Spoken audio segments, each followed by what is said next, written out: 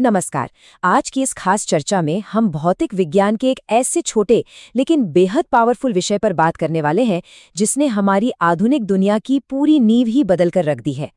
ये सफर microscopic level से शुरू होकर उन बड़े बड़े उपकरणों तक जाएगा जिनका इस्तेमाल रोजाना होता है। हम बात कर रहे हैं सेमीकंडक्टर भौतिकी के एकदम दिल की। तो चलिए बिना किसी देरी के इस रोमांचक विज्ञान की शुरुआत करते हैं। सबसे पहले एक बहुत ही बुनियादी समस्या पर विचार करते हैं। करंट को केवल एक ही दिशा में कैसे प्रवाहित किया जाए? सोचकर देखते हैं, अगर करंट पानी की तरह है तो हमें एक ऐसे वाल्व की जरूरत होगी जो पानी को आगे तो जाने दे, लेकिन जैसे ही पानी उल्टी दिशा से आने लगे वो रास्ता तुरंत बंद कर दे। यहीं पर हमारा आज का मुख्य विषय एक बहुत ही शानदार ट्रैफिक कॉप यानी यातायात नियंत्रक के रूप में एंट्री लेता है, जो इलेक्ट्रॉनिक्स की दुनिया में करंट को सही दिशा दिखाता है। ठीक है, तो इस विषय को गहराई से समझने के लिए चलिए अपना रोड मैप देख लेते हैं। पहला, पी एन डायोड का परिचय। दूसरा, जंक्शन और डिप्लीशन। तीसरा, बैरियर पोटेंशियल। चौथा, बाइसिंग के प्रकार। पांचवा, वीआई ग्राफ की दिलचस्प कहानी। और छठा, इसके उपयोग और कुछ बेहतरीन एग्जाम ट्रिक्स। यह एक स्टेप बाय स्टेप रास्ता है जिससे ये पूरा विषय एकदम साफ हो जाएगा। तो आइए पहले हिस्से पर आते हैं, पीएन डायोड का परिचय। आइए समझते हैं कि असल में ये काम कैसे काम करता है। पीएन डायोड मूल रूप से एक अर्धचालक यानी सेमीकंडक्टर डिवाइस है। इसका निर्माण दो खास तरह के पदार्थों को जोड़कर किया जाता है, पी टाइप और एन टाइप। जब इन दोनों को मिलाया जाता है तो सबसे जादुई बात ये होती है कि ये उपकरण करंट को सिर्फ एक ही दिशा में बहने की परमिशन देता है। अगर करंट उल्टी दिशा से आने की कोशिश करे तो ये डायोड एकदम एक मजबूत दीवार की तरह खड़ा हो जाता है। अब जो बात यहाँ सबसे ज्यादा दिलचस्प है वो है इन दोनों पदार्थों का एकदम अलग होना। एक तरफ पी टाइप है जिसमें मुख्य रूप से पॉजिटिव चार्ज वाले होल्स होते हैं, वहीं दूसरी तरफ एन टाइप है जो नेगेटिव चार्ज वाले इलेक्ट्रॉन से भरा होता है। ये दोनों ही अपने आप में अधूरे हैं, लेकिन जैसे ही इन्हें मिलाया जाता है भौतिकी का एक बहुत ही कमाल का नियम अपना खेल शुरू कर देता है। चलिए अब जरा माइक्रोस्कोपिक लेवल पर चलते हैं और देखते हैं कि बॉर्डर पर क्या होता है। सेक्शन 2, जंक्शन और डिप्लीशन।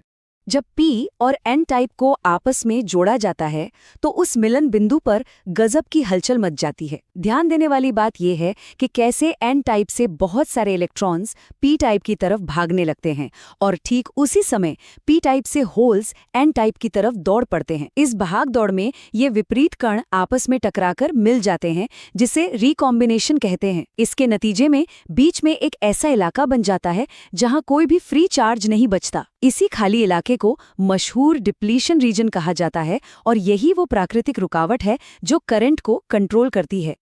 और यहीं से जन्म होता है हमारे तीसरे विषय का, बैरियर पोटेंशियल। अब इस नंबर को बहुत ध्यान से देखते हैं, 0.7 वोल्ट। अगर डायोड सिलिकॉन का बना है तो उस प्राकृतिक बैरियर को तोड़ने और करंट को बहाने के लिए कम से कम 0.7 वोल्ट की ताकत चाहिए ही चाहिए। इसे ही बैरियर पोटेंशियल कहते हैं। एग्जाम के नजरिए से देखा जाए तो ये एकदम रट लेने वाला फैक्ट है, बहुत ही महत्वपूर्ण। वहीं दूसरी तरफ अगर हम जर्मेनियम से बने डायोड की बात करें तो ये बैरियर पोटेंशियल सिर्फ 0.3 वोल्ट होता है।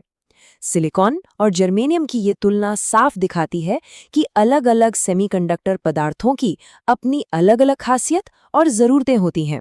चलिए अब थोड़ा बाहर की तरफ आते हैं और देखते हैं कि बैटरी लगाने पर ये कैसे काम करता है। सेक्शन 4, बायसिंग, फॉरवर्ड और रिवर्स। बैटरी को जोड़ने के मुख्य रूप से दो ही तरीके हैं। पहला है फॉरवर्ड बायस, जहां P सिरे को बैटरी के पॉजिटिव से और N सिरे को नेगेटिव से जोड़ा जाता है। ऐसा करने पर डिप्लीशन रीजन एकदम पतला हो जाता है, बैरियर गिर जाता है और करंट आसानी से बहने लगता है, मतलब डायोड पूरी तरह से ऑन है। इसके ठीक उल्टा है रिवर्स बायस। इसमें बैटरी का कनेक्शन पलट दिया जाता है। इससे डिप्लीशन रीजन और भी ज्यादा मोटा हो जाता है, बैरियर इतना ऊंचा हो जाता है कि करंट पूरी तरह रुक जाता है, यानी डायोड ऑफ हो गया। ये बिल्कुल एक खुले दरवाजे और एक बंद दीवार के बीच के फर्क जैसा है।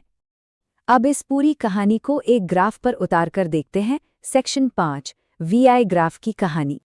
ये ग्राफ बहुत ही शानदार तरीके से दिखाता है कि जो थ्योरी हमने अभी पढ़ी वो असल में काम कैसे करती है।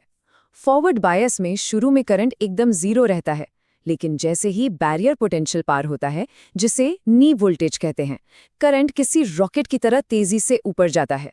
और रिवर्स बायस, शुरुआत में सिर्फ एक बहुत ही हल्का सा लीकेज करंट होता है, लेकिन एक लिमिट के बाद यानी ब्रेकडाउन वोल्टेज पर डायोड टूट जाता है और करंट अचानक से बहुत ज्यादा बढ़ जाता है।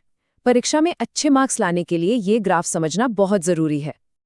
अब हम अपनी चर्चा के अंतिम और सबसे प्रैक्टिकल हिस्से पर आते हैं, सेक्शन 6, उपयोग और परीक्षा के ट्रिक्स।